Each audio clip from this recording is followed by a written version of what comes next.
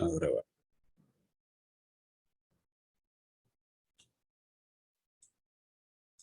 Bien, habíamos dejado la clase pasada el comentario en el comentario de la ley de transferencia de comercio, la ley 11.867, comentando el articulado. Así que vamos a poner en pantalla el texto legal. Acá lo tengo.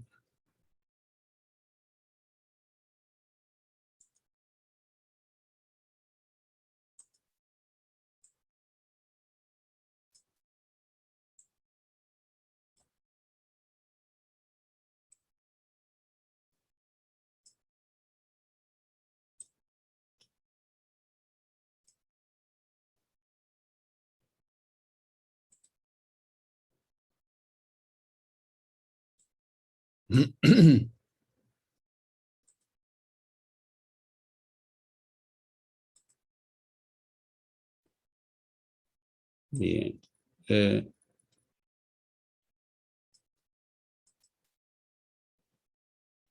Habíamos llegado al comentario del artículo 7º, que establece la necesidad de que finalizado el periodo de publicidad y cumplidos los plazos para el depósito del precio, se puede otorgar válidamente el documento definitivo de la venta, y el que debe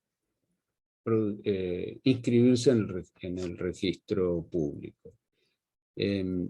Esta inscripción plantea la cuestión del alcance de esta nueva oponibilidad. En primer lugar, teníamos una publicidad a través de edictos que marca el momento para determinar cuándo los interesados deben oponerse a la transferencia. Oponerse, recordemos, no quiere decir que impide la transferencia, la presentación de los interesados, sino que plantea la necesidad de ser incluidos en el cálculo y la retención del precio para su depósito en la cuenta oficial.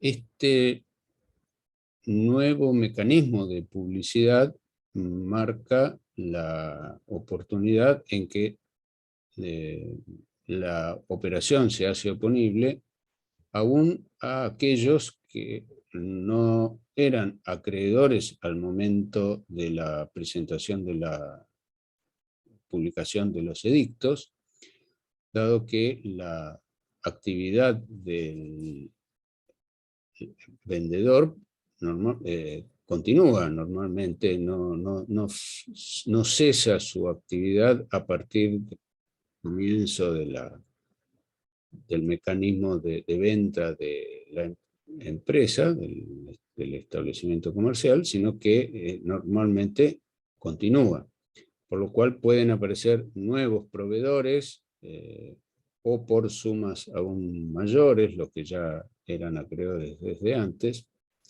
y el hecho de la inscripción de esta operación, del instrumento, perdón, del instrumento definitivo de la venta, hace ya oponible la operación también a estos nuevos acreedores que pudieran existir. Por otro lado, hay que recordar que la puesta en funcionamiento de todo este mecanismo y el vencimiento de los plazos no implica para los acreedores que no se hubieran presentado, que no hubieran deducido esto que la ley llama oposición, esto no significa que pierdan sus derechos. Lo que pierden es la posibilidad de cobrarse con el precio de venta o del precio de venta del establecimiento. Podrán deducir acción contra el vendedor, no contra el comprador. Vamos a ver más adelante en el articulado cuál es el alcance de la falta de publicidad de este mecanismo. Bueno, el problema de la oponibilidad aparece acá en el artículo siguiente, al 8º, cuando dice que no podrá efectuarse ninguna enajenación de un establecimiento comercial o industrial por un precio inferior al de los créditos constitutivos del pasivo confesado por el vendedor, más el importe de los créditos no confesados por el vendedor, pero cuyos titulares hubieran hecho la oposición autorizada por el artículo 4º, salvo el caso de conformidad de la totalidad de los acreedores. Acá vemos el otro mecanismo que hace posible la operación de transferencia sin generar responsabilidades, que es el de la negociación individual con cada uno de los acreedores a los fines de que presten esa conformidad. Estos créditos, aclara el artículo 8, los créditos que generan la necesidad de ser descontados del precio de venta para su depósito, deben proceder de mercaderías u otros efectos suministrados al negocio o de los gastos generales del mismo. Esto quiere decir que no es posible oponerse a la venta del establecimiento por parte de acreedores del vendedor cuya causa no proceda de la actividad del establecimiento comercial. Las deudas personales por otros motivos, en el caso de que el titular del establecimiento sea una persona humana, las deudas personales que pudiera tener por otras causas no facultan a la oposición para deducir del precio de venta. A los efectos determinados en el artículo anterior, dice el artículo 9, se presumen simuladas iuris et de iure las entregas que aparezcan efectuadas a cuenta o como seña que hubiere hecho el comprador al vendedor y en cuanto ellas puedan perjudicar a los acreedores. Esto habla de la inoponibilidad. Recordemos que entre comprador y vendedor estas normas no se aplican, se rigen por el derecho común. Estas normas se aplican en caso de transferencia de establecimiento a la relación entre vendedor por un lado y sus acreedores por otro, y a la posición que va a adquirir en la que va a quedar el comprador según que se cumplan o no con estas disposiciones. Por lo tanto, los pagos que pudiera hacerle el comprador al vendedor antes del cumplimiento de los plazos que establece la ley no se computan y los acreedores del vendedor podrán reclamar comprador que pagó antes, considerar que esos pagos no le son oponibles. El artículo 10 dice así: en los casos en que la enajenación se realice bajo la forma de ventas en bloc o fraccionadas de las existencias en remate público, el martillero deberá levantar previamente inventario y anunciar el remate en la forma establecida por el artículo 2. O sea que también para la realización de la venta de las existencias en un remate, el martillero tiene que publicar edictos con las formalidades del artículo 2, ajustándose, continúa el texto, a las obligaciones señaladas en los artículos 4 y 5 en el caso de notificársele oposición. O sea que si hay oposiciones, el martillero debe retener del precio los montos de los créditos comprendidos en las oposiciones. En caso de que el producto del remate no alcance a cubrir la suma a retener, el rematador depositará en el banco destinado a recibir los depósitos judiciales en cuenta especial el producto total de la subasta, previa deducción de la comisión y gastos, que no podrán exceder del 15% de ese producto. Si habiendo oposición, el rematador hiciera pagos o entregas al vendedor, quedará obligado solidariamente con éste respecto de los acreedores hasta el importe de las sumas que hubiera aplicado a tales objetos.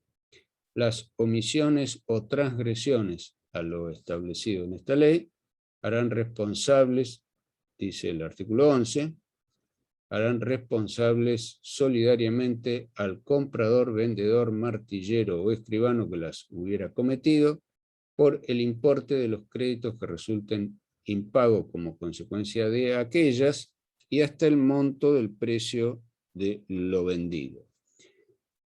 O sea que el alcance de las responsabilidades con relación al comprador es siempre el monto del precio de lo vendido. El comprador no resulta de estas disposiciones obligado no es un codeudor junto con el vendedor, sino que es responsable hasta el monto de las sumas que resulten de las oposiciones. Bueno, y por último, el artículo 12 dice que el registro público de comercio o el especial que se organice llevará los libros correspondientes para la inscripción de las transmisiones de establecimientos comerciales e industriales, cobrando a ese efecto los derechos que determinen las leyes de impuestos. Bien. Para concluir con el tema de la transferencia de fondos de comercio, voy a incluir el comentario de una diapositiva que no había incluido en las que visualizamos en las clases anteriores. Mary Espinosa me advirtió que no coincidían exactamente con las que habitualmente uso y efectivamente tomé un conjunto de diapositivas de otro curso y ahora yo les voy a enviar la versión completa, pero que más o menos contiene los mismos temas. Pero hay una diapositiva que había omitido mandarles, comentar y presentarles, que es esta, que compara los alcances del derecho común con o que pone de manifiesto las diferencias del derecho común con relación a las consecuencias que establece la ley 11.867. En el marco del derecho común, de no existir estas disposiciones, las relaciones jurídicas entre las tres partes involucradas, las tres partes son el vendedor o cedente del fondo de comercio, el comprador y los terceros acreedores. Con relación al vendedor del fondo de comercio, el cedente, las obligaciones quedan en su cabeza propia y el cedente o vendedor se libera solamente obteniendo la conformidad de los acreedores. En cuanto al vínculo, a la relación, la posición en la que queda el adquirente del fondo de comercio, los créditos no quedan incluidos y a los fines de poder hacerse de la titularidad y la disponibilidad de los créditos que comprendían el fondo de comercio, requeriría, para poder llegar a esa situación, la notificación de los deudores cedidos. De lo contrario, los deudores se liberan pagándole al vendedor. Y en cuanto a los acreedores del cedente, carecen de acción contra el comprador o cesionario, dado que el cedente se desprende de los flujos de fondos de la actividad que desarrollaba. Bueno, esto era lo que quería agregar. No sé si quieren hacer alguna pregunta antes de dejar este tema y continuar con el punto siguiente del programa, que se refiere a las marcas y designaciones. Si hay alguna cuestión que no haya quedado clara, la podemos tratar.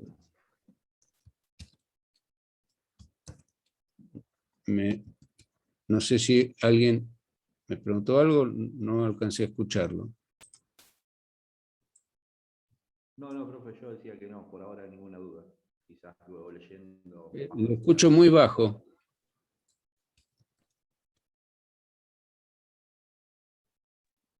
Hola, ¿ahí me escucha bien? Un poco, apenas, un poco mejor. No, le decía que por ahora ninguna duda, nada más. Ah, bien, gracias. Bueno, vamos a continuar entonces con el tema de las marcas y designaciones. A ver.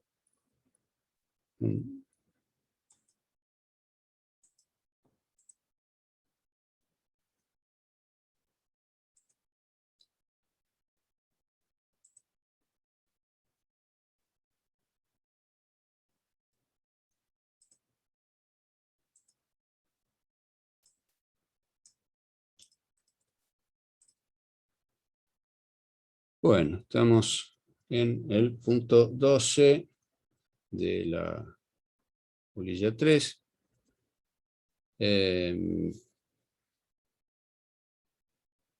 Las marcas constituyen, o en lo que tienen en común en todo caso las marcas y las designaciones, es que constituyen nombres o signos de distinto, podríamos decir, sustrato. El papel de el elemento o el elemento que puede servir como indicador de una circunstancia que está detrás de ese elemento puede ser o un enunciado lingüístico, o un elemento visual, o un elemento sensible para algún otro sentido. La diferencia radica en que las marcas identifican productos o servicios, las designaciones identifican la actividad de un empresario. La protección legal de las marcas, esto es importante recordar, les enfatizo este aspecto porque es bastante común que a la finalización del análisis de estos derechos intelectuales, que tienen aspectos en algunos casos similares, terminen por olvidar las diferencias y pierden los matices. Y acá es importante que las marcas requieren como requisito para poder generar un derecho propiamente dicho, el trámite de la registración. En cambio, la protección legal de las designaciones se adquiere por el simple uso, un uso efectivo, real.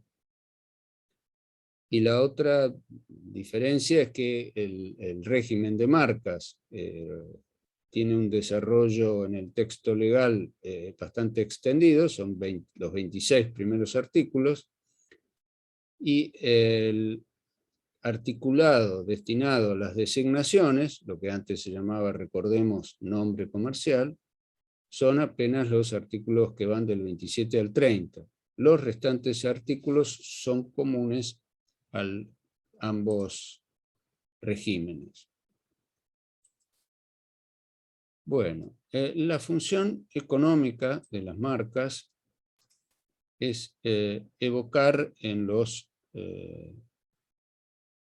clientes de la empresa una memoria, un juicio respecto de la calidad del producto o del servicio, en la medida que relacionan ese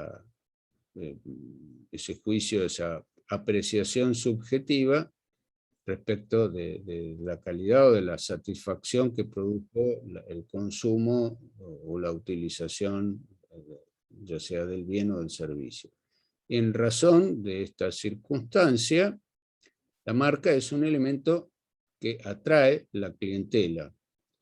Esa es la razón por la cual generalmente alguien pagaría un precio para adquirir una marca que ya ha sido establecida y posicionada en el mercado. Se distinguen distintos tipos de marcas. Las denominativas son las compuestas única y exclusivamente por palabras, letras o números, y eventualmente las combinaciones de estos elementos. O sea, normalmente la mayor parte de las marcas incluye una denominación, una palabra. Esa palabra no necesariamente tiene que ser una palabra significativa, una palabra de uso común en el lenguaje, sino que puede ser un conjunto de sonidos o de letras no significativas, o sea que no la vamos a encontrar en el diccionario, sino que son inventadas, y en tanto sean ese conjunto de letras y o sonidos sean diferentes a cualquier otra que esté en uso, y por lo tanto tengan capacidad identificativa, pueden ser registrables. Otro tipo de marcas son las llamadas figurativas, que pueden consistir en símbolos gráficos, dibujos o logotipos.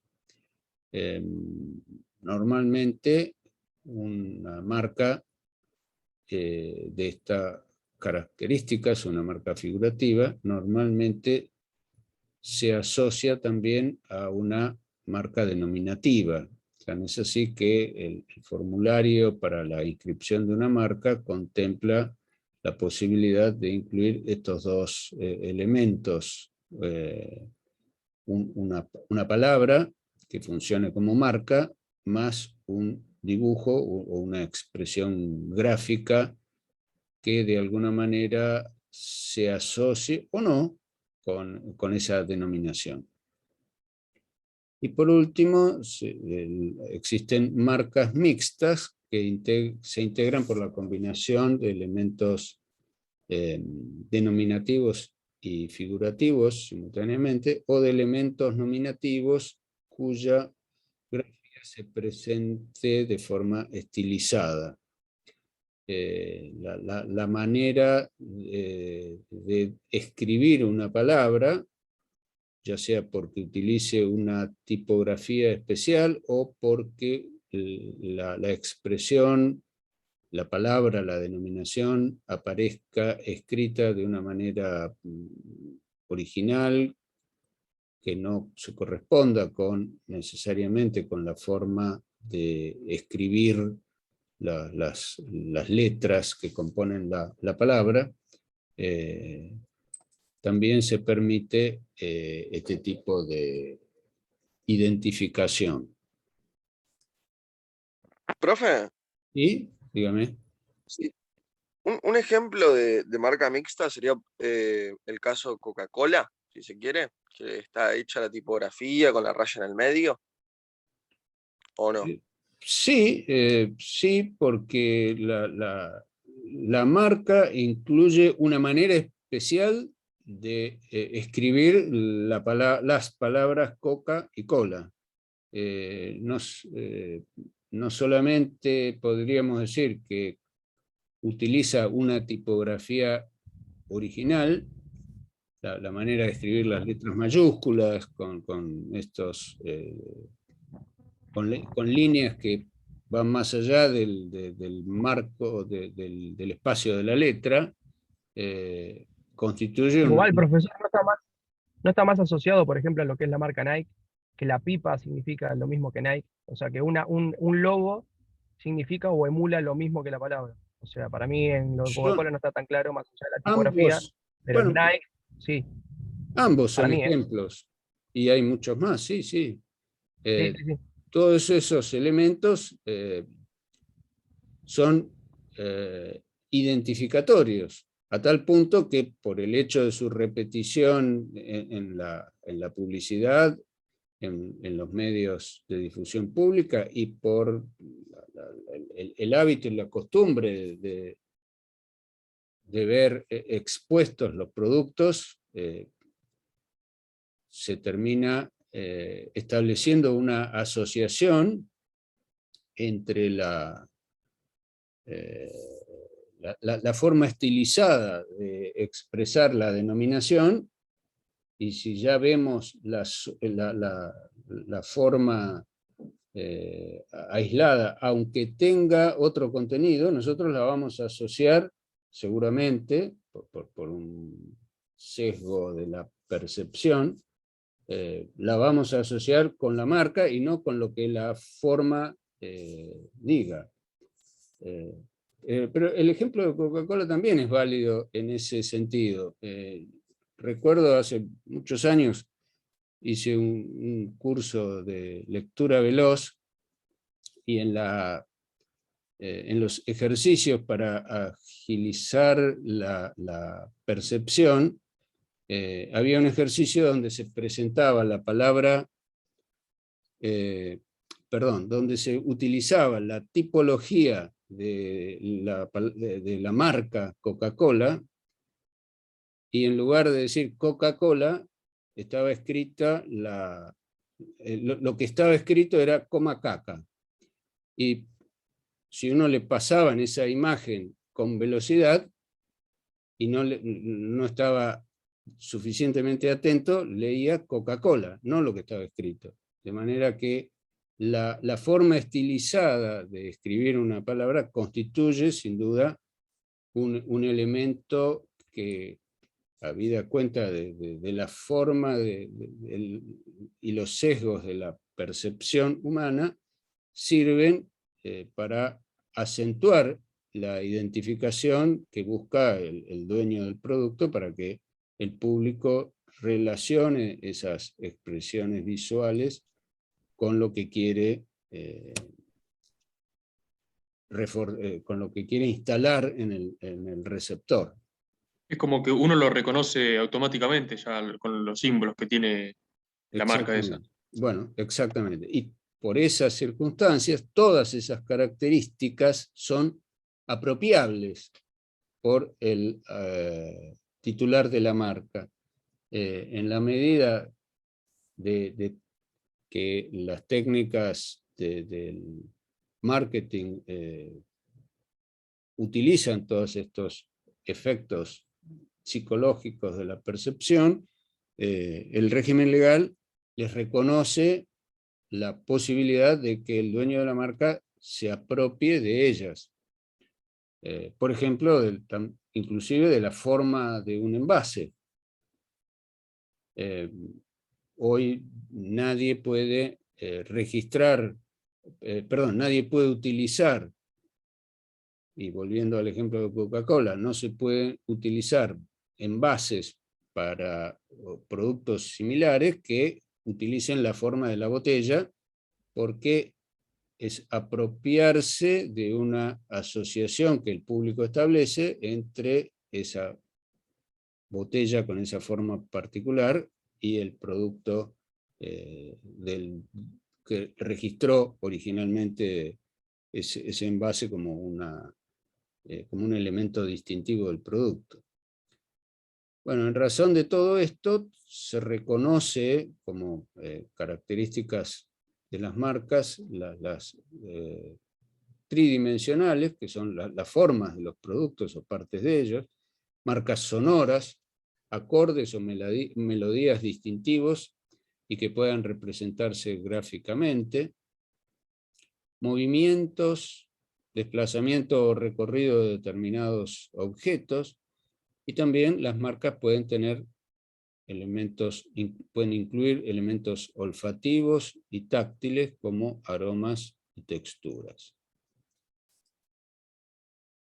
Bueno, ¿cuál es la naturaleza jurídica de las marcas? Hay una clasificación de un autor, Edmond Picard, de 1873, que amplía la tradicional clasificación de los derechos que nos venía de los romanos, entre personales y reales, a la inclusión de una tercera categoría, que es la de los derechos intelectuales.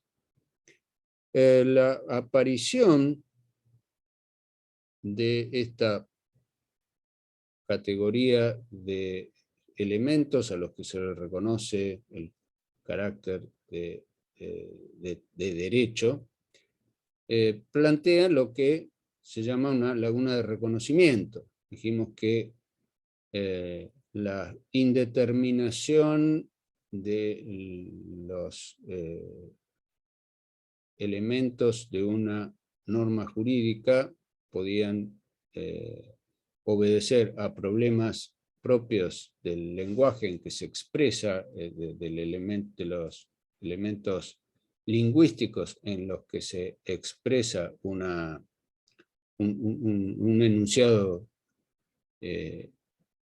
tales como la ambigüedad o la vaguedad, y en otros casos la indeterminación para establecer el alcance de un enunciado lingüístico que prescribe asociaciones entre una conducta humana y establece estados normativos como la prohibición, la permisión o la obligatoriedad.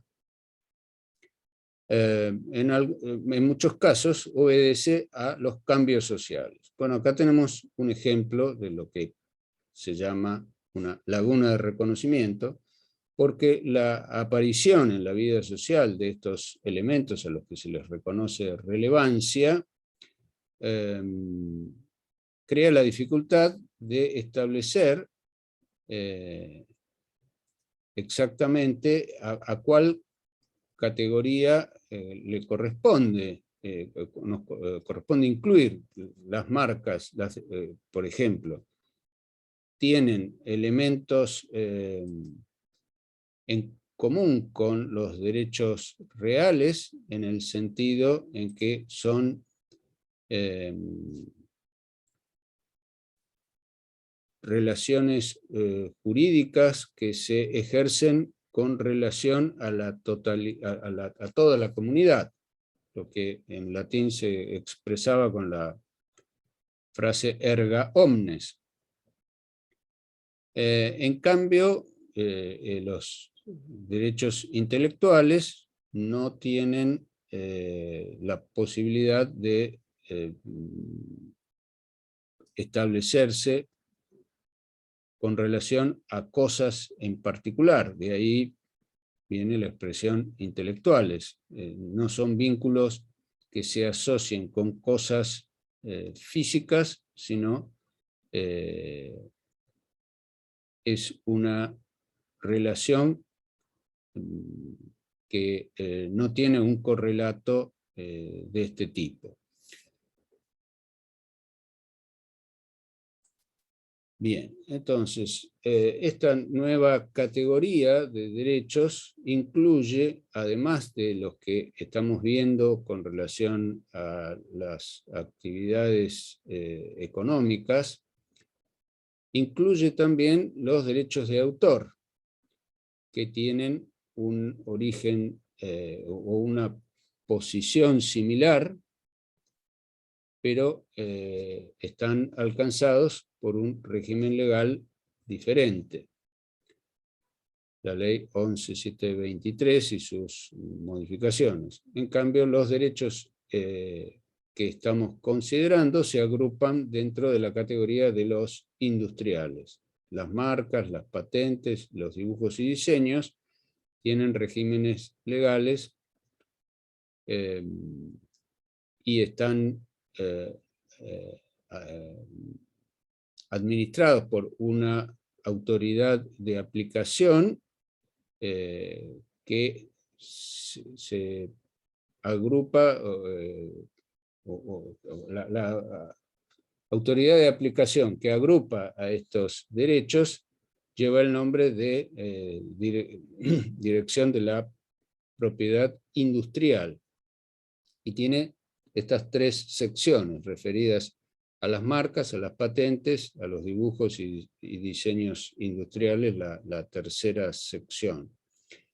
No incluye el tema de las designaciones, dado que las designaciones son derechos intelectuales que no se registran.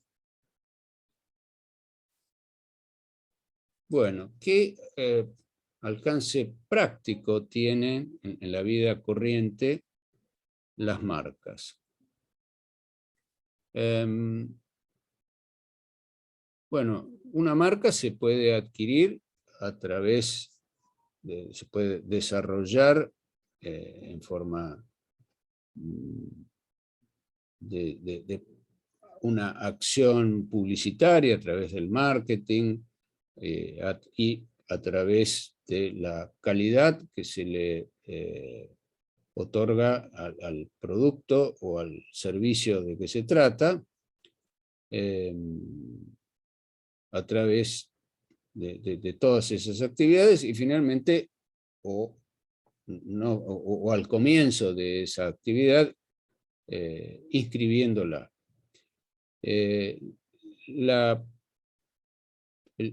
El titular, el que desarrolló la marca, el que la creó, el que alcanzó a través de esa marca un resultado económico satisfactorio, puede luego de ello transferir la titularidad.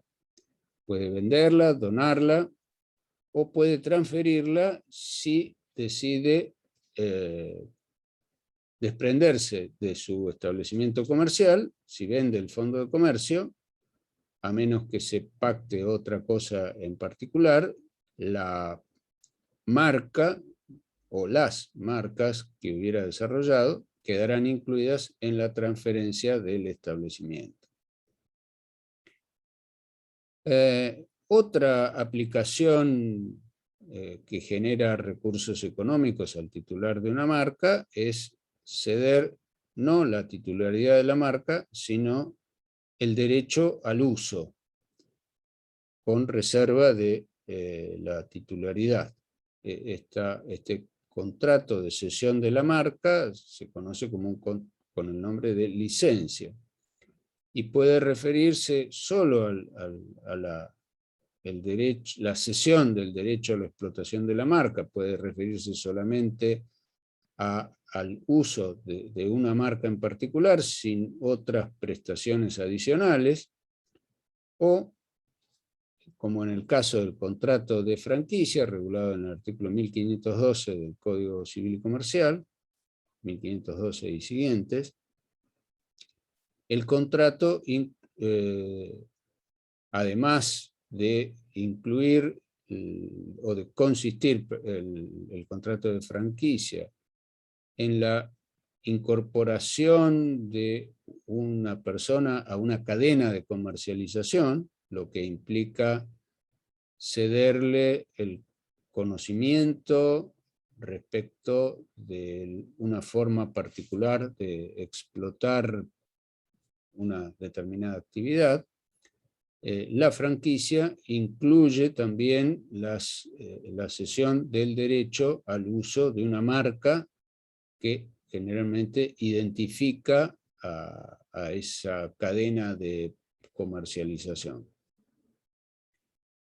Y por último, también existe una forma particular de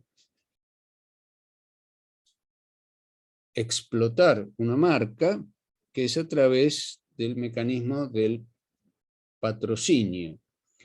Esto es muy común en el caso de de entidades deportivas que, si bien no desarrollan actividades,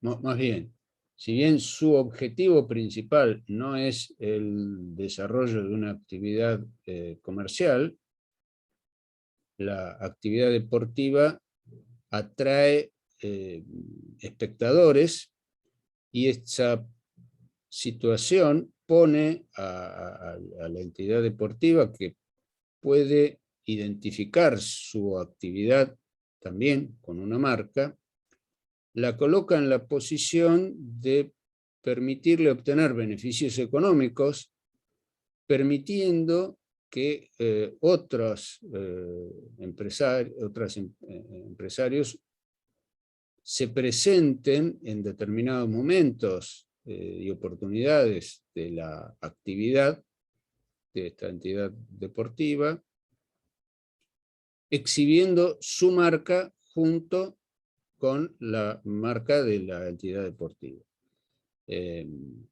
Esto abarca aspectos de los distintos momentos de las transmisiones deportivas, tanto de la transmisión del evento deportivo a través de medios públicos de difusión, como en forma presencial en el espacio físico donde se desarrolla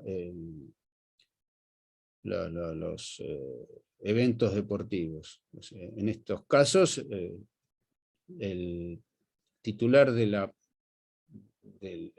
actividad deportiva puede reservarse el derecho de, mediante el cobro de sumas de dinero, de asociar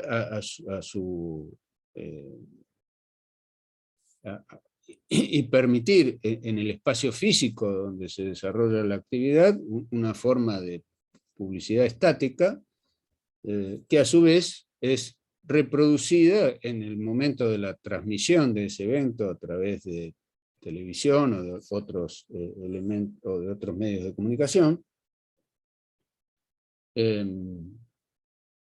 Otra instancia en la que se puede dar esta utilización del patrocinio es el derecho a aparecer en todas las publicidades referidas a la celebración de estos eventos, en los momentos, en un match de fútbol, cuando termina el evento y hay conferencias de prensa, el patrocinante puede permitir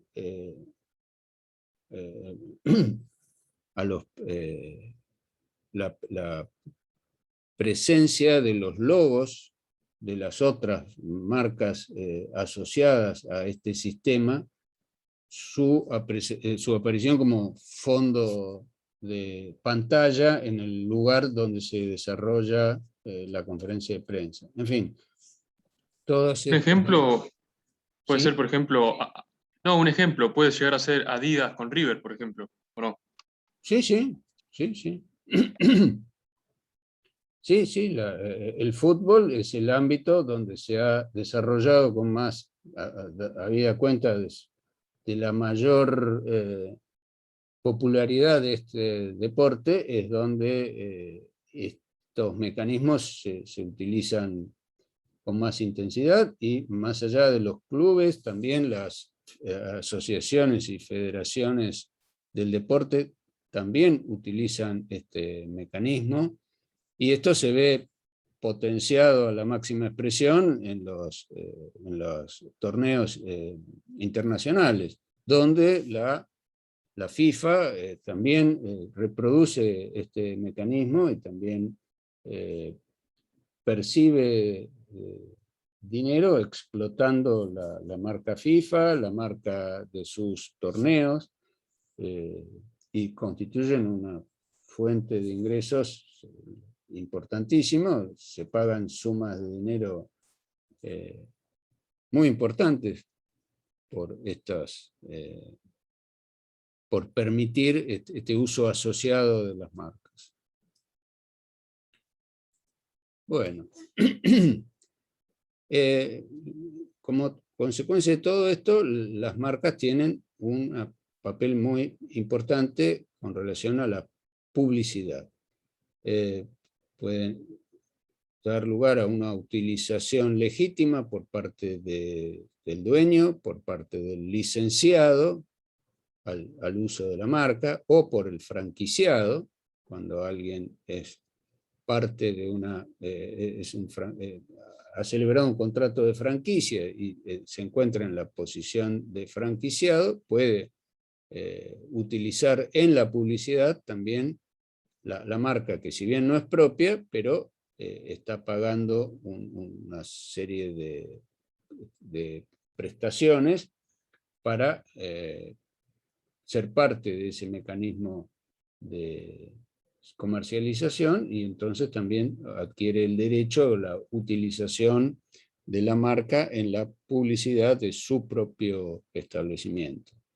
Por ejemplo, utilizando el logo de la marca en el frente de su establecimiento, de su local de comercio. Y también el patrocinante, en el caso de estos mecanismos de patrocinio, puede valerse en la publicidad de la utilización de estas marcas. Al lado de esto existen formas dudosas de utilización de las marcas, que es lo que se llama el marketing de emboscada o ambush marketing, que son formas en las que quien no ha pagado para la utilización de la marca, en forma indirecta se beneficia a través de alguna forma de asociación, de analogía o de recurso ingenioso para que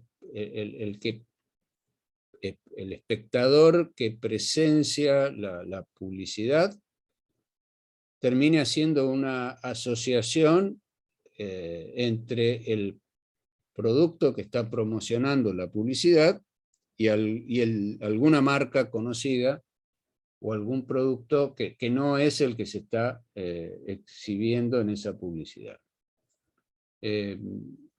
Este tipo de situaciones se registra en muchos casos jurisprudenciales, donde en cada situación se evalúa el límite de lo razonable respecto del límite de la utilización claramente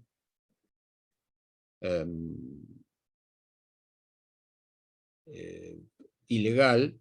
Estos límites son borrosos y es una cuestión de casuística que en cada situación particular el juez debe resolver entre lo permitido y lo prohibido.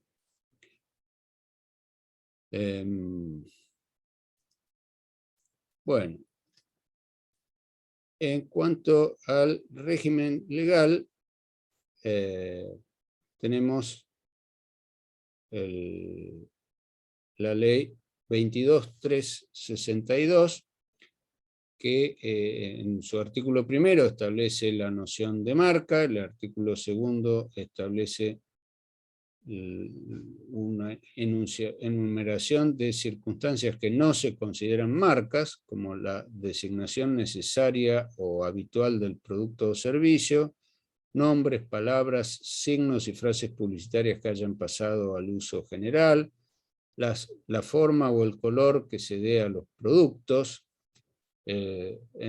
Son todas circunstancias en que a priori se advierte que no hay en el elemento en particular una capacidad distintiva u original.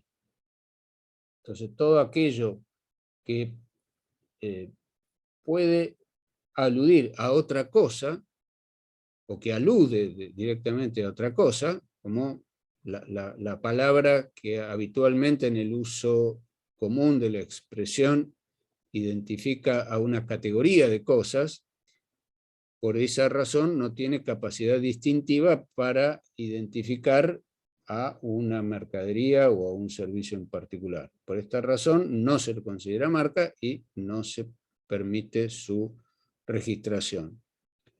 Y el artículo tercero contiene una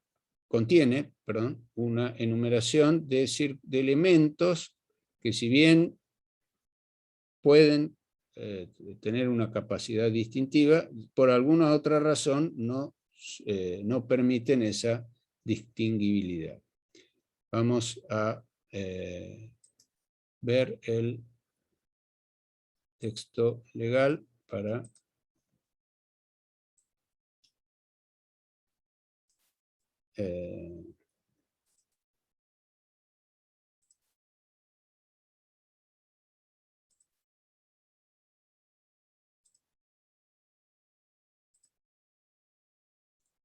bien. Bueno, acá estamos.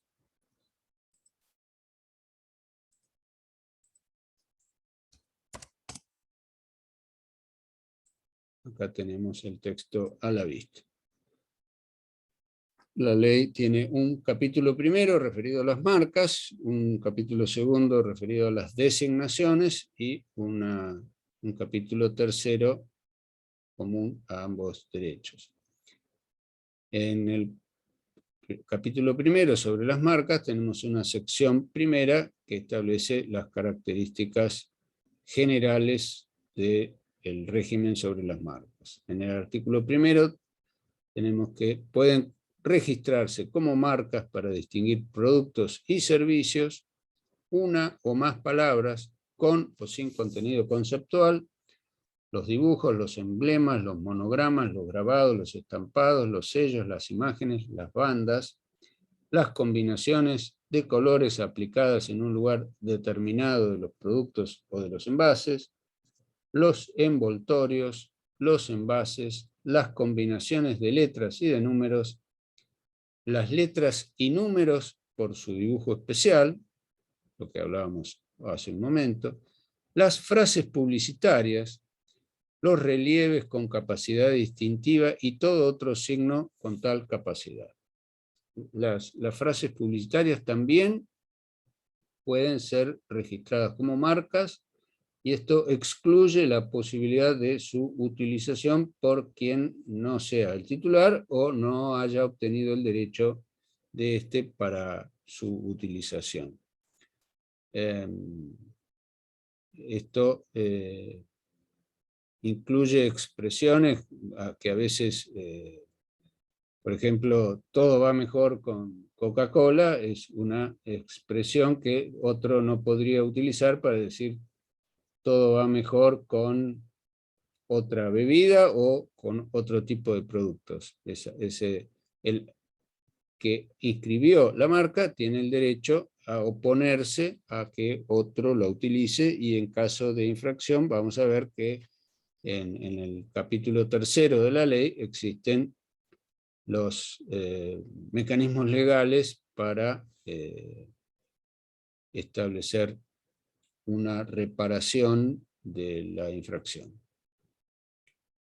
En el artículo 2 contiene lo que mencionábamos hace un momento, situaciones que la ley no considera marcas por no tener capacidad distintiva.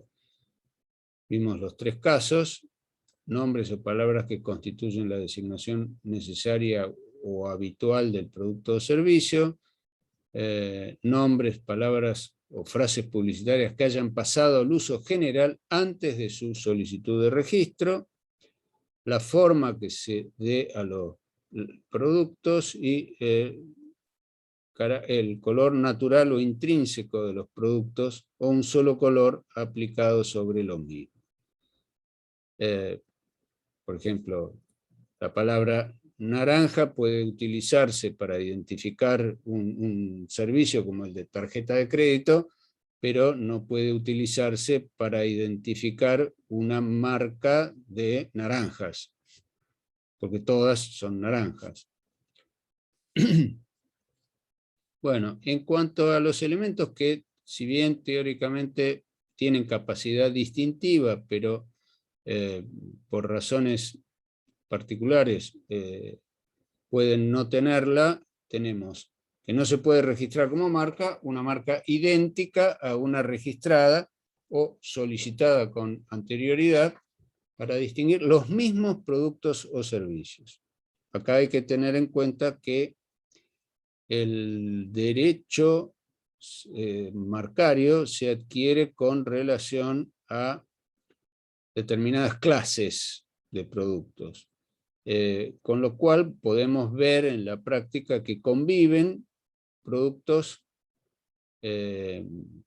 conviven marcas iguales para distinguir productos de distintas clases. Las clases tienen catálogos, vamos a ver cuáles son esos catálogos, y fuera de la protección adquirida con relación a esa clase, ese elemento marcario puede ser utilizado por otro sujeto para identificar otro tipo de producto. Luego viene el problema que se presenta con más frecuencia en los fallos judiciales, que son llamados a dirimir conflictos de esta naturaleza, que son las marcas similares. Ya no es un problema de identidad, sino que la originalidad de la marca impide registrar a aquellas que sean similares. Cuando una marca es similar respecto de otra, es una cuestión de hecho que los jueces con competencia en esta cuestión constantemente tienen que dirimir. Para lo cual hay criterios desarrollados por la jurisprudencia para cada situación, pero la ley no va más allá de esta caracterización referida a la similitud. Tampoco pueden ser registradas las marcas que constituyan la denominación de origen nacional o extranjero. Por ejemplo, la palabra champagne, que alude a una región de Francia y que se utiliza en Francia para identificar una forma de producir una bebida alcohólica, no puede ser utilizada por productos elaborados en otras regiones. Esa es la razón por la cual en España, por ejemplo, a esa bebida se la llama cava, porque no pueden usar esa expresión por razones marcarias.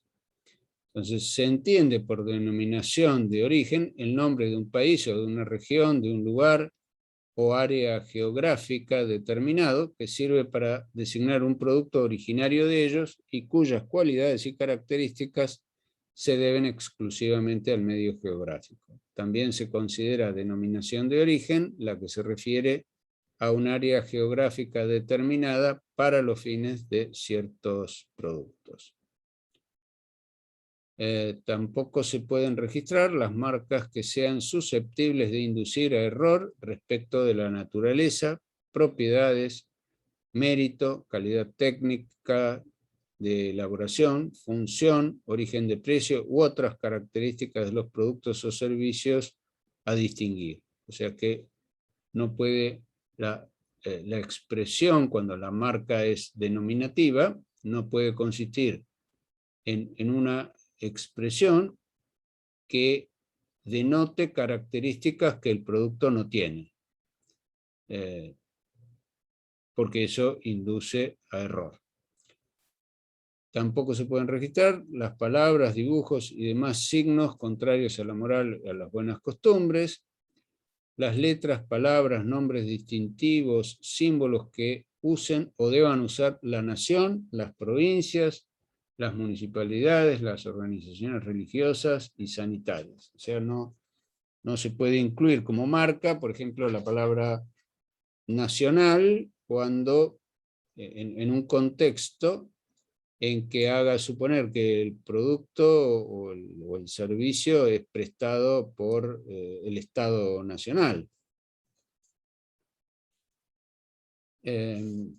Tampoco se pueden registrar las letras, palabras, nombres o distintivos que usen las naciones extranjeras y los organismos internacionales reconocidos por el gobierno argentino.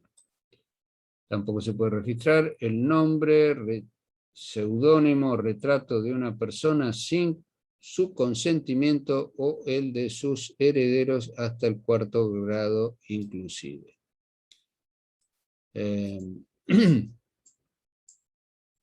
Esto suele generar conflictos con las personas de actuación notoria, como artistas o deportistas, y la utilización de fotografías de las personas generan situaciones dudosas cuando las fotografías se han tomado en eventos públicos donde hayan participado estas personas notorias. Ahí se abren problemas de situaciones de hecho difíciles de resolver. Tampoco se pueden registrar la designación de actividades, incluyendo nombres y razones sociales descriptivas de una actividad para distinguir productos. Sin embargo, las siglas, palabras y demás signos con capacidad distintiva que formen parte de aquellas podrán ser registrados para distinguir productos o servicios. O sea, la forma completa de identificación de un sujeto de derecho no puede, por ejemplo, Coca-Cola Sociedad Anónima, suponiendo que es la denominación social del sujeto que produce el producto Coca-Cola, no se puede registrar como marca, pero sí las palabras Coca-Cola. Y tampoco se pueden registrar finalmente las frases publicitarias que carezcan de originalidad. Bien, volvemos a la diapositiva y seguimos analizando el régimen legal. Un tema particularmente importante es establecer cómo se adquiere la propiedad de la marca. Bueno, según el artículo 4, se requiere el registro. Sin embargo, esta disposición del artículo 4 tiene algunas limitaciones.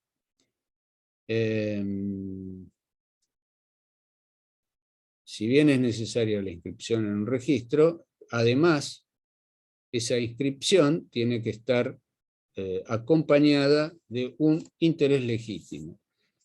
El artículo 4 aclara que ese interés legítimo se adquiere mediante el uso de la marca en los últimos 5 años. Esto naturalmente se aplica a la reinscripción, porque para inscribir una marca que no ha tenido uso, cuando la marca no existía con anterioridad, no se le puede exigir al titular que la haya usado cuando acaba de crearla. Pero cuando el titular de la marca se propone reinscribirla, ahí va a aparecer la necesidad de justificar que haya tenido uso en los últimos 5 años. De aquí se infiere que la protección legal no alcanza a lo que se conoce como la inscripción para usos especulativos. O sea, si la marca ya ha tenido utilización en otro país o ha tenido utilización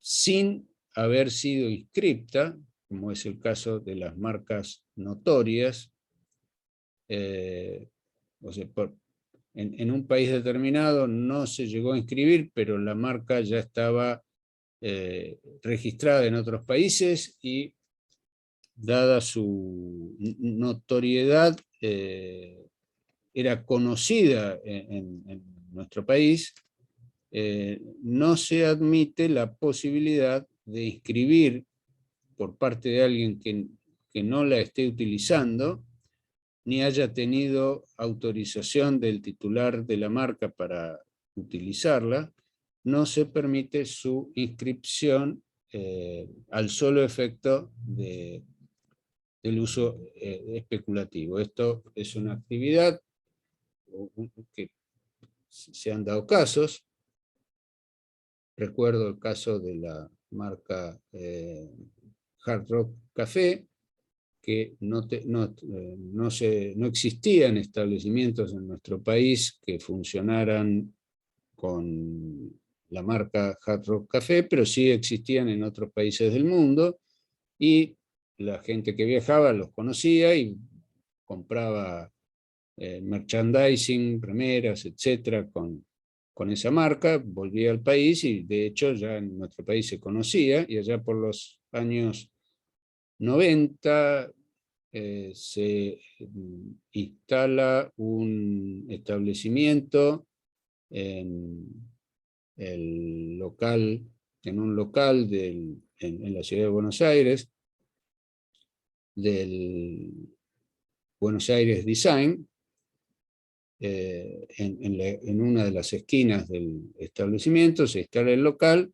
y con la autorización del titular del sistema, con una franquicia del dueño del sistema, allá en el exterior, y empieza a funcionar acá, y a los pocos días aparece una medida cautelar prohibiéndole el uso del logotipo.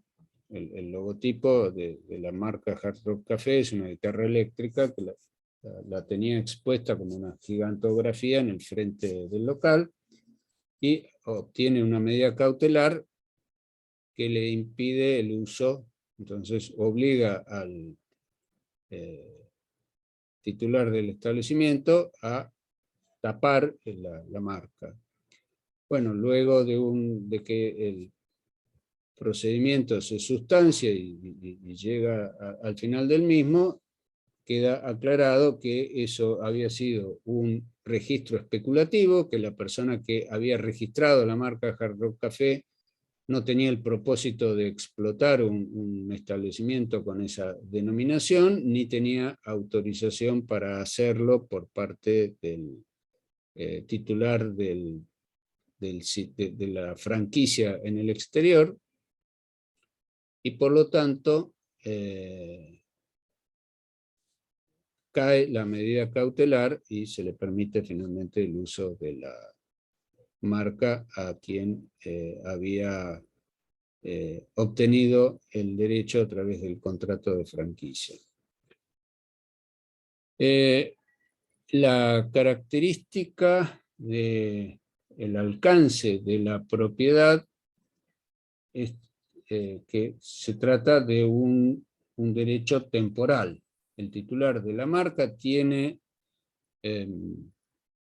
este derecho monopólico a oponerse al uso por parte de quien no sea autorizado por él, pero todo esto es por un término de 10 años, aunque en el caso de las marcas pueden ser reinscribibles en forma indefinida siempre que se mantenga el uso de la marca, ¿no? que se explote en algún tipo de producto o servicio. Vamos a repasar el texto legal que acabamos de comentar. Bueno, el artículo 4 dice: la propiedad de una marca y la exclusividad de su uso se obtienen con su registro. Para ser titular de una marca o para ejercer el derecho de oposición a su registro o a su uso, se requiere un interés legítimo del solicitante o del oponente. Vamos a ver a continuación que el procedimiento de inscripción registral supone una fase en la que se le da la posibilidad a quien tenga inscripta otra marca que considere que puede ser similar a la que se está solicitando su inscripción, ejerza el derecho de oposición. Ese derecho de oposición no se le concede sino a quien tenga una marca inscripta. Por lo tanto, es otra consecuencia del derecho de propiedad marcaria. Y en todos los casos, tanto para, para el ejercicio o utilización de la marca o para la oposición a la inscripción, se requiere tener siempre un interés legítimo. El término de duración de la marca será de 10 años, podrá ser renovada indefinidamente por periodos iguales. En esto se diferencia el régimen de otros derechos intelectuales que vamos a ver más adelante. En algunos casos no son reinscribibles, o en otros casos el el plazo de duración del derecho también varía. Así que estas son todas diferencias y matices que hay que tener presente para no confundirlos. Entonces el término de duración de la marca registrada será de 10 años, podrá ser renovada indefinidamente por periodos iguales si la misma fue utilizada dentro de los 5 años previos a cada vencimiento, en la comercialización de un producto, en la prestación de un servicio o como parte de la designación de una actividad. Y el artículo 9 decía que una marca puede ser registrada conjuntamente por 2 o más personas, lo que genera la cotitularidad de una marca, o sea, la copropiedad. Los titulares deben actuar en forma conjunta para licenciar, transferir y renovar la marca.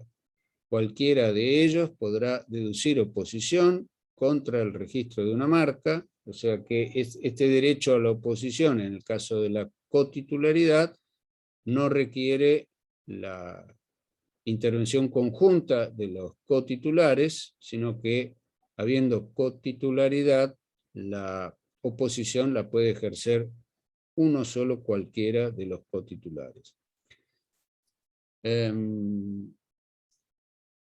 También cualquiera de ellos podrá iniciar las acciones previstas en esta ley en su defensa y utilizarla, salvo estipulación en contrario.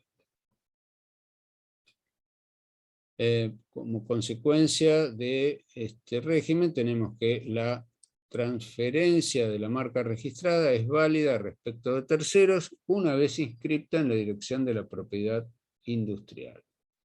Esto alcanza, por ejemplo, al régimen de transferencia de un establecimiento comercial, en la que, si bien en la relación entre comprador del establecimiento y adquirente, la transferencia de la marca va a quedar incluida, a menos que se haya excluido expresamente, en relación con la oponibilidad a terceros de la marca por parte del titular, del adquirente del establecimiento, para que el adquirente del establecimiento pueda ejercer todos estos derechos con relación a terceros, habrá de ser necesario la inscripción de la venta. O sea, la cesión o venta del fondo de comercio comprende la de la marca, salvo estipulación en contrario, lo que ya resultaba del artículo 1 de la ley 11.867, acá está resaltado. Y en relación con los aspectos registrales que hacen a la adquisición del derecho al uso de una marca, el derecho de prelación, dice el artículo 8, para la propiedad de una marca se acordará por el día y la hora en que se presente la solicitud, sin perjuicio de lo establecido en los tratados internacionales aprobados por la República Argentina. Esto se debe a que hay un tratado internacional que le reconoce prioridad a marcas registradas en otros países. Bien, continuamos. Bueno, acá tenemos lo que acabamos de decir, comentando los artículos 7 y 8 respecto de la transmisibilidad de la propiedad. La transmisibilidad se puede dar por la venta de solo la marca, dentro de la transferencia de un fondo de comercio, y en todos los casos la oponibilidad a terceros deviene de la inscripción en el registro. Ahora viene lo referido al trámite ante el Instituto Nacional de la Propiedad Industrial. Dijimos que la autoridad de aplicación de los regímenes referidos a estos derechos intelectuales, tanto marcas como patentes y como dibujos y diseños industriales, es el Instituto Nacional de la Propiedad Industrial, y que esta autoridad tiene distintas secciones para cada uno de estos tres derechos. Entonces, el trámite se inicia ante el instituto presentando una solicitud que debe contener un domicilio real y el domicilio electrónico. El instituto tiene a su cargo evaluar los requisitos formales, y la inscripción se habrá de realizar con relación a una, o la solicitud más bien, deberá realizarse con relación a una o más clases. O sea, se puede registrar una marca con relación a todas las clases. Son 42, 43 clases. Ahora vamos a verlo. Ahora, por cada una de las clases hay que presentar una solicitud y pagar una tasa administrativa, por lo cual el sentido práctico de inscribir con relación a muchas clases va a estar dado por el tipo de explotación que se le quiera dar a una marca en particular, porque de lo contrario es un dispendio de gastos bloquear la posibilidad de uso de una marca por otros si en la práctica no se va a explotar la marca con relación a todas esas categorías.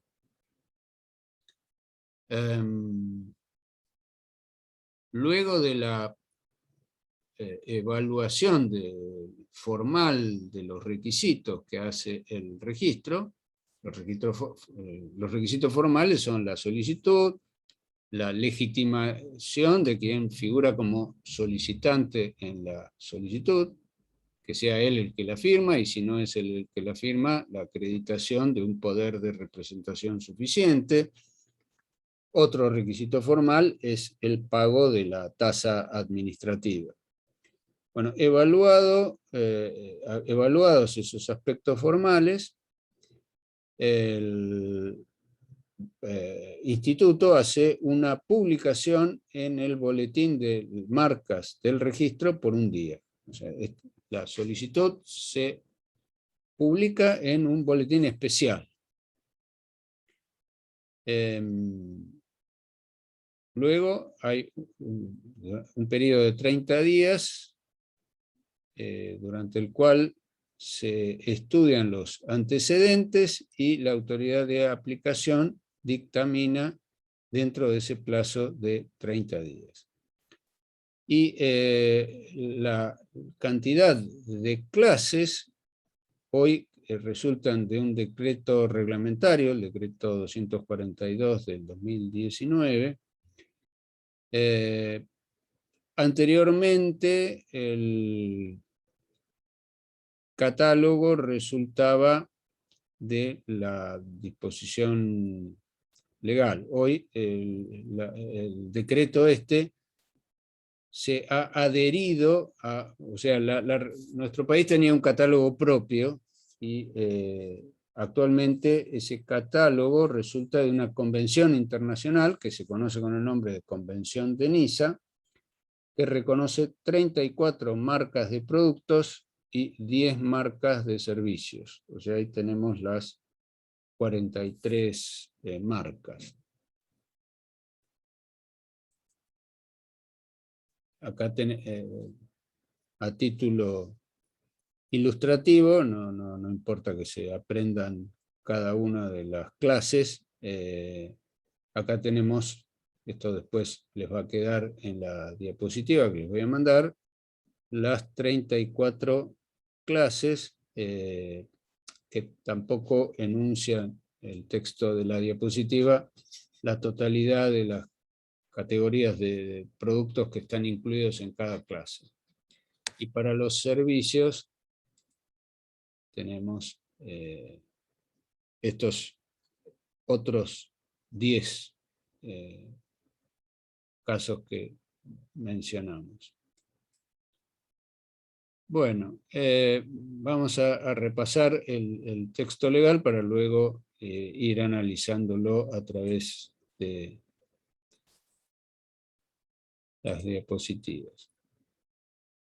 El artículo 10, que es el que marca el comienzo del trámite, dice: quien desee obtener el registro de una marca debe presentar una solicitud que incluya nombre, domicilio real y especial electrónico. A partir de la reforma, les aclaro, esta ley 27444, que aparece aquí, del año 2018, que se conoció como la Ley de Desregulación Administrativa, establece un procedimiento que está informatizado en casi su totalidad. Antes las solicitudes se presentaban en papel, en forma presencial, en el registro de marcas del Instituto Nacional de la Propiedad Industrial, y a partir de esta reforma el trámite ya es digital, es online.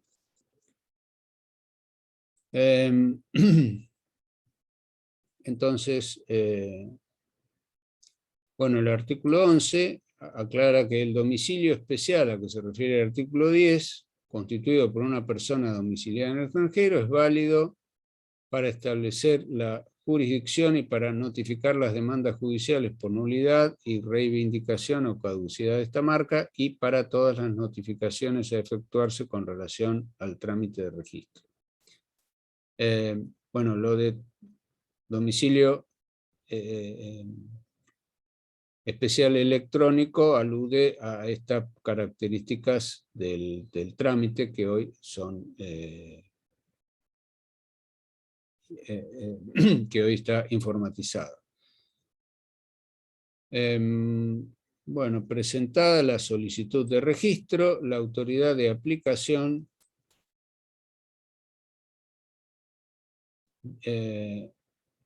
si encontrare cumplidas las formalidades legales, efectuará su publicación por un día en el boletín de marcas a costa del peticionante.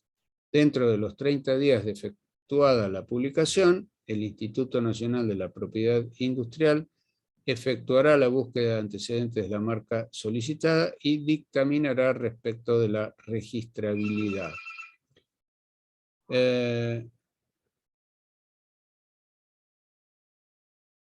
Esta cuestión de la publicidad en el boletín de marcas, naturalmente, supone una publicidad acotada, en el sentido de que las personas, quienes no tenemos la titularidad de una marca, no nos interesa enterarnos de que se presenten solicitudes de inscripción de nuevas marcas. Ahora, quien ya tiene una marca registrada sí tiene interés por esta cuestión de la oposición. Para poder oponerse a una marca hay que enterarse de que alguien la está solicitando. Por lo tanto, esto es un servicio que suelen prestar los agentes de la propiedad industrial. Vimos que cuando hablamos de los agentes auxiliares del comercio, que era una categoría que estaba regulada en el viejo Código de Comercio, hablamos de que además de los agentes auxiliares que incluía la vieja regulación comercial, que fue sustituida por leyes anexas al Código de Comercio, que hoy continúan vigentes, como el régimen de martilleros y corredores, por ejemplo. Hablamos de otros agentes de seguros, agentes de bolsa, y acá tenemos otro tipo de agentes, los agentes que actúan ante el registro de la propiedad industrial. Uno de los roles de los agentes de la propiedad industrial es actuar una suerte de gestoría ante el registro y un servicio que prestan es el de informar a sus clientes respecto de las solicitudes de marcas que puedan estar en conflicto por similitud con las que ya están registradas. Por supuesto que quien registra una marca también puede abonarse y recibir el boletín de marcas, pero para quien no tiene una estructura organizativa importante, resulta más sencillo contratar los servicios de un agente marcario. Bueno, en cuanto al régimen de oposición, el artículo 13 dice que las oposiciones al registro de una marca deben efectuarse ante la Dirección Nacional de la Propiedad Industrial dentro de los 30 días corridos de la publicación prevista en el artículo 12. Y las oposiciones al registro de una marca deben deducirse electrónicamente ante el Instituto Nacional de la Propiedad Industrial con indicación del nombre, domicilio real y electrónico del oponente y fundamentos de la oposición. Se notificará, dice el artículo 15, se notificará al solicitante las oposiciones deducidas y las observaciones que merezcan la solicitud. Y ¿sí? Una pregunta. Dígame. ¿Qué pasa si tiene muchas oposiciones registradas? ¿La marca directamente no queda establecida? No. La oposición no bloquea definitivamente el procedimiento, sino que abre una instancia, que ahora vamos a ver qué alcances tiene esa instancia, hasta que, o sea, el oponente puede perder su derecho a la oposición si el resultado final del procedimiento determinara que la similitud no induce a confusión. Ahora vamos a ver cómo continúa y cómo termina este procedimiento y qué alternativas tiene. Que hay varias alternativas. Cumplidos 3 meses, dice el artículo 16, a partir de la notificación de las oposiciones previstas en el artículo 15, si el solicitante no hubiese obtenido el levantamiento de las oposiciones, la Dirección Nacional de Marcas resolverá en instancia administrativa las oposiciones que aún permanezcan vigentes. Vamos a continuar con el análisis a través de las diapositivas.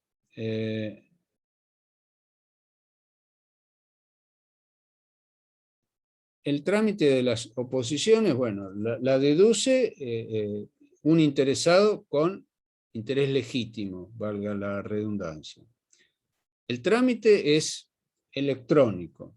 Está reglamentado por la resolución 183 del 2018 y establece la apertura de un plazo de negociación de 3 meses.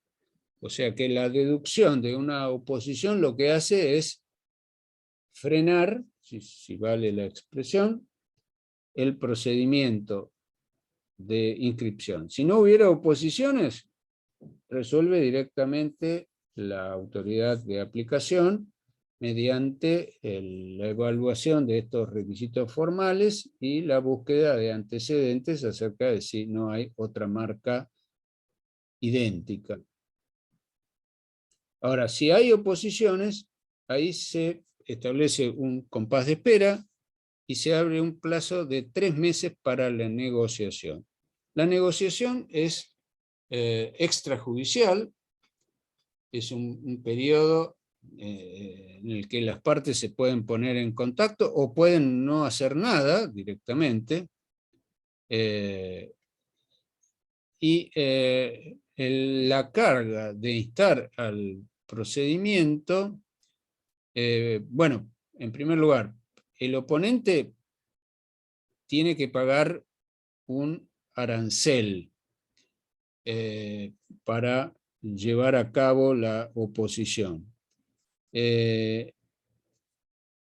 Y acá se invierte la carga. El régimen legal anterior establecía que, formulada la oposición, el trámite quedaba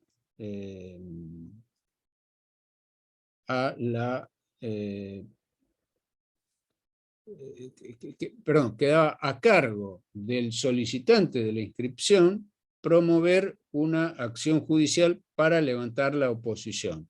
O sea que el régimen que estableció esta reforma de la ley de desregulación administrativa ha establecido un mecanismo que incentiva la actuación o pone el peso sobre el solicitante.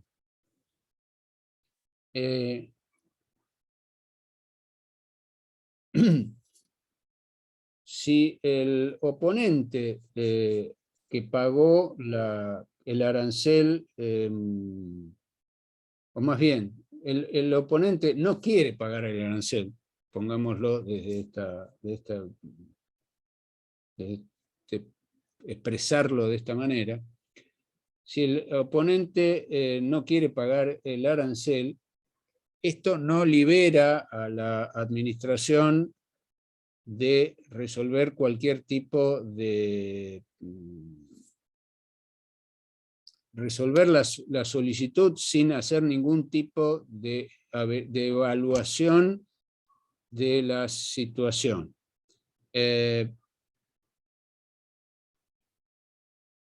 Si la expresión que utiliza la norma legal de llamado de atención no debe ser entendida en un sentido disciplinario, sino que el hecho de la deducción de la oposición pone a la administración, más allá de que no haya pagado el arancel para llevar adelante la continuidad del régimen contencioso. Si bien el oponente se retira al no pagar el arancel, queda la oposición como un antecedente para que evalúe, vamos a decir, lo de llamado de atención implica lea atentamente las consideraciones del expediente y evalúe a ver si realmente no se trata de una solicitud de inscripción de una marca que luego va a generar confusión en el público.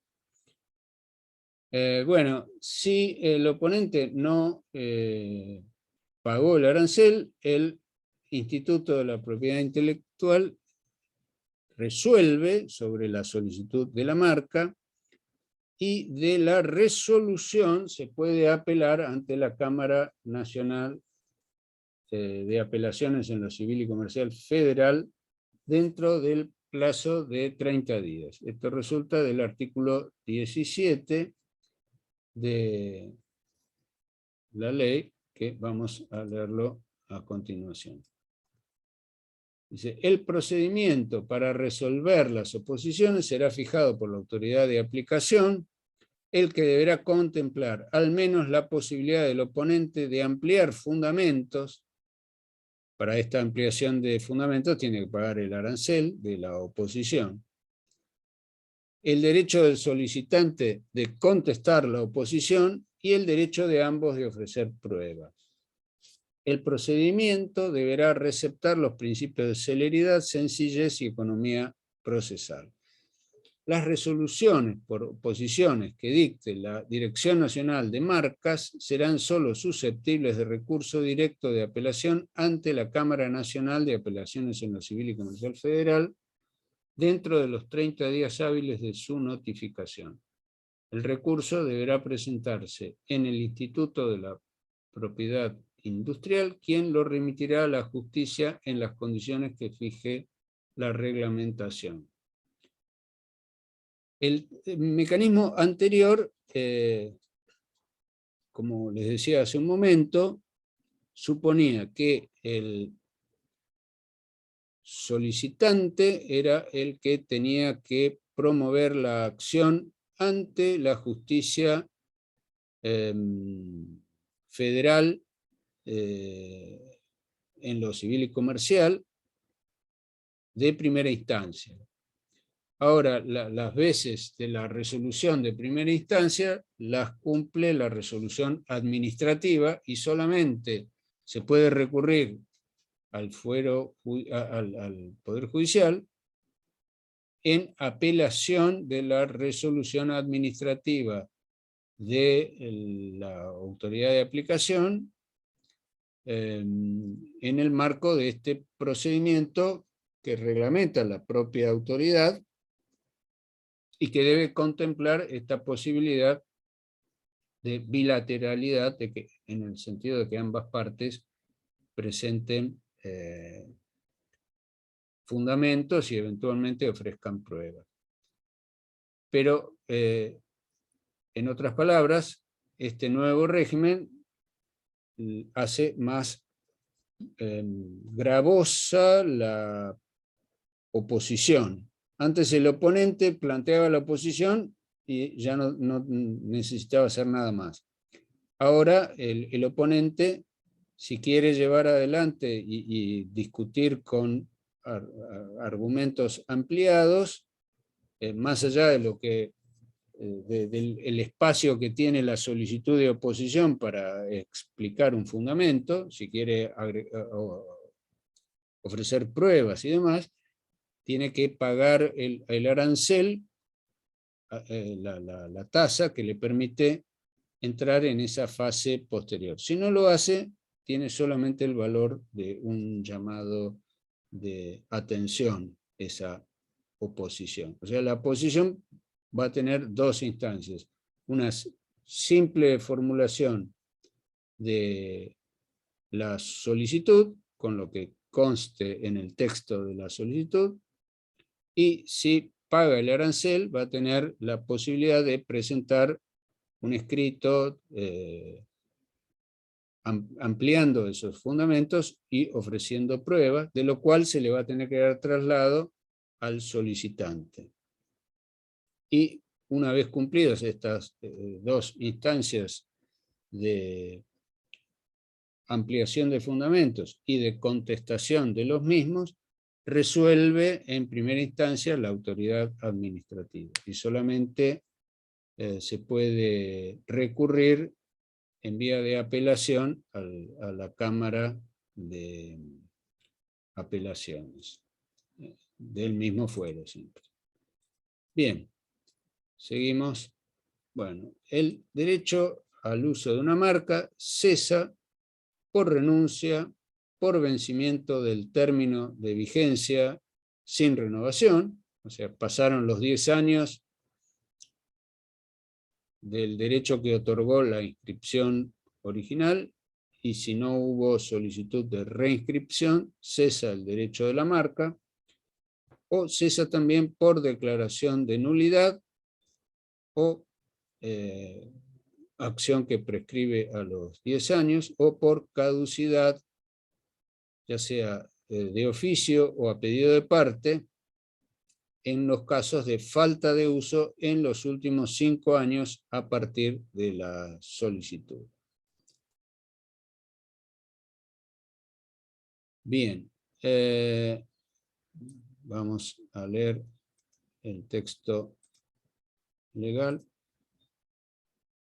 Extinción del derecho, dice la sección tercera, o sea, el régimen de marca tiene 3 secciones. La primera sección, que se refiere al alcance del derecho, qué es lo que es una marca, qué es lo que no se puede registrar como marca. La sección segunda corresponde al procedimiento administrativo para la inscripción de la marca, y la sección tercera se refiere a la extinción del derecho. El derecho de propiedad de una marca se extingue, dice el artículo 23, por renuncia de su titular, por vencimiento del término de vigencia sin que se renueve el registro, por declaración de nulidad o caducidad del registro. El artículo 24 dice: son nulas las marcas registradas en contravención de lo dispuesto en esta ley, por quien al solicitar el registro conocía o debía conocer que ellas pertenecían a un tercero, para su comercialización por quien desarrolla como actividad habitual el registro de marcas al efecto. Esto es lo que decíamos o calificábamos como el registro especulativo de marcas. Y dice: el Instituto Nacional de la Propiedad Industrial, a través de la Dirección Nacional de Marcas, de oficio o a pedido de parte, resolverá en instancia administrativa las nulidades de marcas a las que se refiere el inciso A del presente artículo, o sea, las marcas inscriptas en contravención a lo dispuesto en esta ley. La resolución que recaiga en materia de nulidad de marca será apelable en el plazo de 30 días hábiles desde la notificación, solo mediante recurso directo ante la Cámara Nacional de Apelaciones en lo Civil y Comercial Federal, el que será presentado en el Instituto Nacional de la Propiedad Industrial. La acción de nulidad prescribe a los 10 años.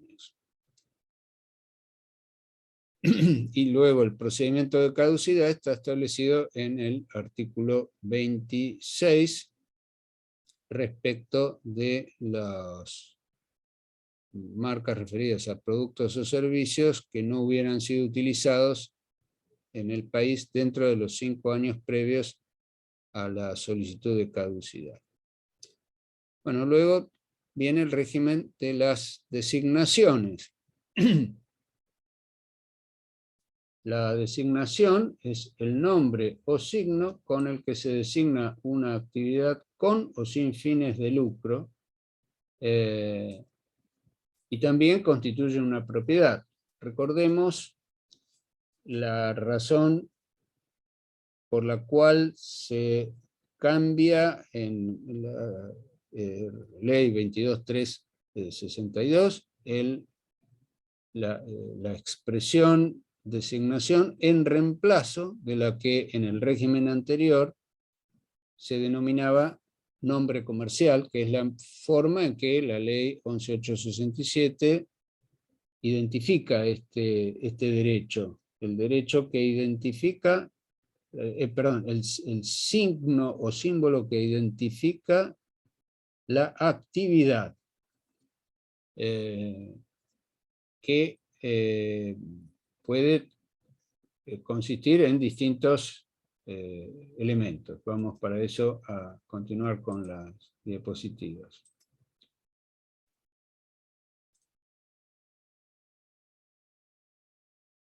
Bueno, acá tenemos la explicitación de lo que establece el artículo que acabamos de leer. Es el nombre o signo que designa a una actividad. La adquisición se obtiene por el uso, no se registra, y el alcance es solo con relación al ramo. En el caso de las marcas se hablaba de clases. Las clases resultan de un catálogo que actualmente ese catálogo está establecido por una convención internacional, la Convención de Niza, y en cambio, acá la ley no habla de ramo, no habla de clase, sino habla de ramo, y la noción de ramo no está definida ni con relación al ámbito geográfico, ni con relación a la delimitación entre las actividades.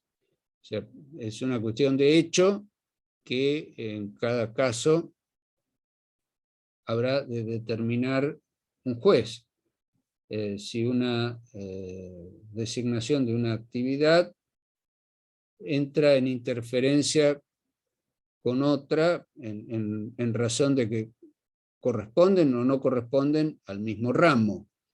El ramo de una actividad puede ser, por ejemplo, la actividad farmacéutica. Entonces, cualquier farmacia, la manera de identificar la actividad de un farmacéutico no puede entrar en confusión con la de otro, y este es un ramo relativamente fácil de identificar porque la actividad farmacéutica requiere de una autorización estatal. Pero hay actividades en las que los límites entre la forma de realización de la actividad por un empresario y otro pueden superponerse. Rubros que no están reglamentados en cuanto a la cuestión específica de la actividad pueden presentar dudas. Un kiosco puede abarcar actividades tales como venta de productos de librería,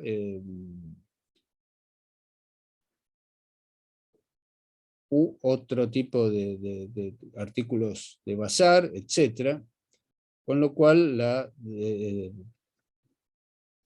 separación de lo que es un ramo de otro constituye una cuestión dudosa. ¿Qué tipos de designaciones se conocen? Bueno, la forma más elemental de designar o de individualizar una actividad por parte de una persona es la utilización de su nombre civil, que da lugar a un proceso de objetivación. Lo que era un derecho de la personalidad, un atributo de la personalidad, se transforma en un bien patrimonial. También se puede incluir, también puede adquirir la característica de designación la utilización habitual por parte de una persona de un nombre de fantasía. Y si el sujeto de la actividad es un sujeto de derecho, la denominación social del sujeto también va a constituir una designación. Bueno, estamos en hora, retomamos el próximo lunes en este punto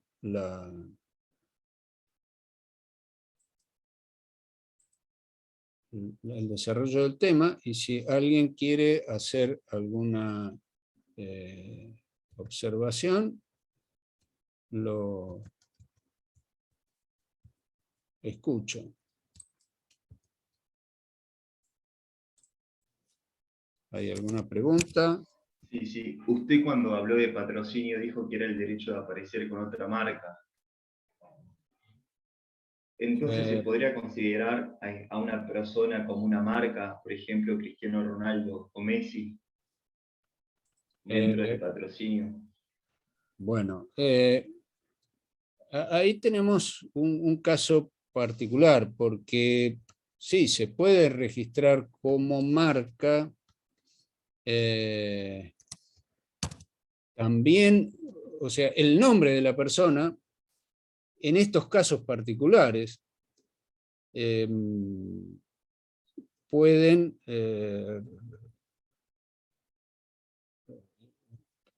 haber una marca que identifique productos relacionados con estas personas que desarrollan una actividad notoria.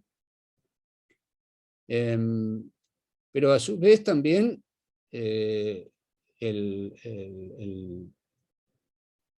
nombre patronímico constituye la designación de una actividad. Y todos estos elementos, toda esta configuración en el caso de personas notorias por sus éxitos deportivos y que son susceptibles de utilizaciones económicas dan lugar a casos particulares. Sí. Hay numerosos casos judiciales donde se discute el derecho al uso.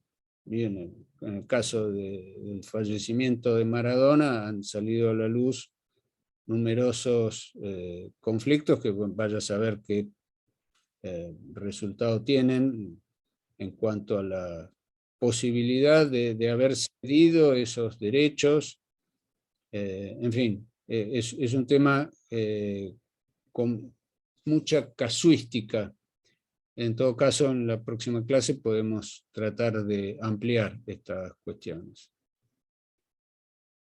¿Alguna otra pregunta? Bueno, nos despedimos entonces hasta el lunes que viene. Que tengan un buen fin de semana. Gracias, profe. Buen Buen fin de día, Gracias. profe. Chao. Gracias. Nos vemos. Buen día. Hasta luego.